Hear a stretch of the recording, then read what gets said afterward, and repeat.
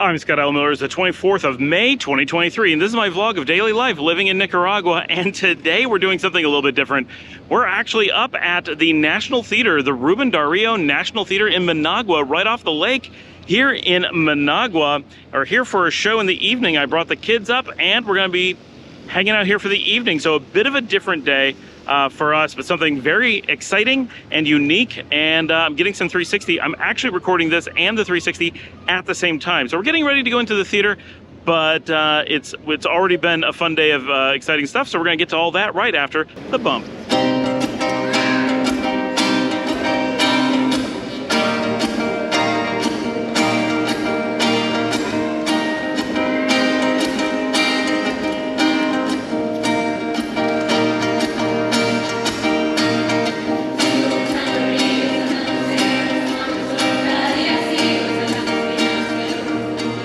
You'll have to excuse the pole that I'm holding. This is me doing my 360 recording, but I have very limited time out here, so I have to do both things at the same time, squeezing in what little bit of recording I can. I'm standing in the parking lot across the street from Ruben Dario National Theater. This theater is really important because it is the largest and most central theater in the country. It's where most of the really large, important events are held, but it's really important because it was built in 1969, just 3 years before the earthquake that destroyed Managua, and it is one of the few big buildings that survived the earthquake. So most of the city was destroyed, but this city remains, this building remains, and so is an important connection to the former city that was here before the earthquake, and a bit of a sign of success for the city and its later structures. Here we can see the waterfront. Getting to see a show at Ruben Dario National Theater was really cool. Now, the show was a variety show from a couple of private Christian schools here in the city, and they just put their students together. So we saw everything from very young elementary up through high school students. So this was not what you would normally go to the National Theater to see, but it's really cool that a big venue like this is being used for the schools, so that just more people are able to come out and make use of the facility.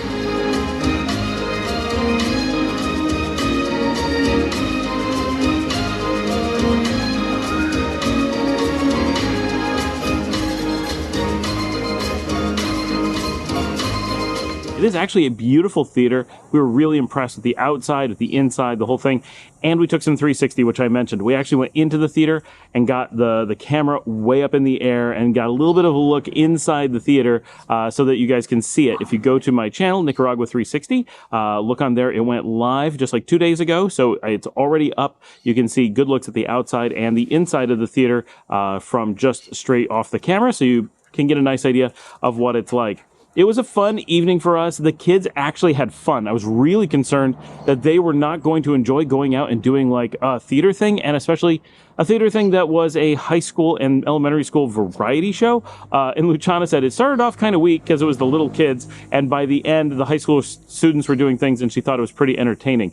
They did some funny things, like they performed Footloose, they did Rednecks, Cotton Eye Joe, and they did a song from Teen Beach Movie, which is a movie that Liesl and I have always watched, but is not very well known Disney remake of like Annette Funicello, Frankie and Annette type movies from the 60s. Very surprising, but they did a good job, and it was really entertaining to see. It was neat to see all the work that, just how everyday life for students and you getting to use the city resources.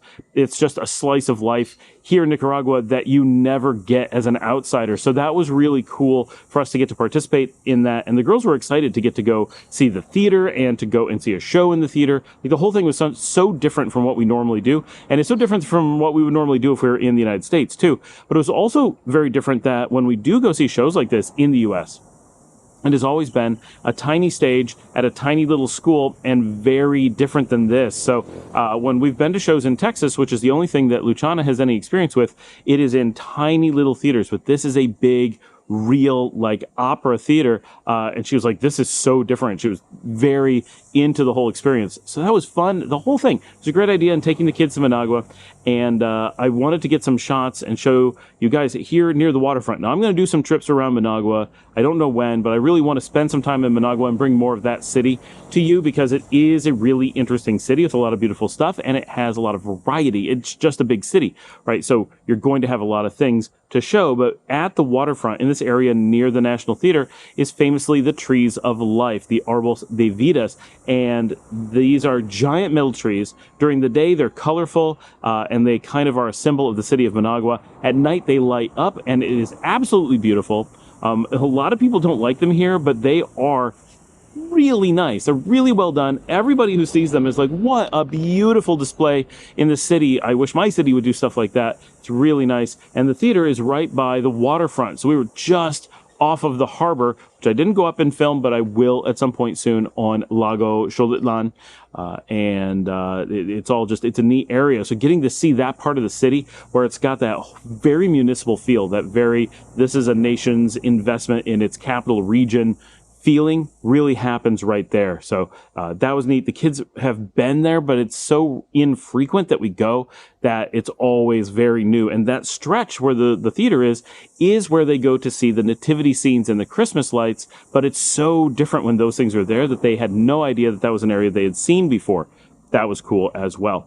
After going to the show, Luciano wanted to go out to dinner, so we just went to Pane e Vino, which is one of everyone's favorite places. It's great because it's a big Italian restaurant, so it has things for everyone. If you want a steak, if you want pasta, if you want a salad, you want pizza, pretty much there's something for everybody, so it tends to work out when you have a group. And we had a pretty big group tonight. It was me and my kids, Marcella and her kids, and Chris. All of us were out, so we had a big group for the show and a big group for dinner, and then a very packed car coming back to Leon after the show.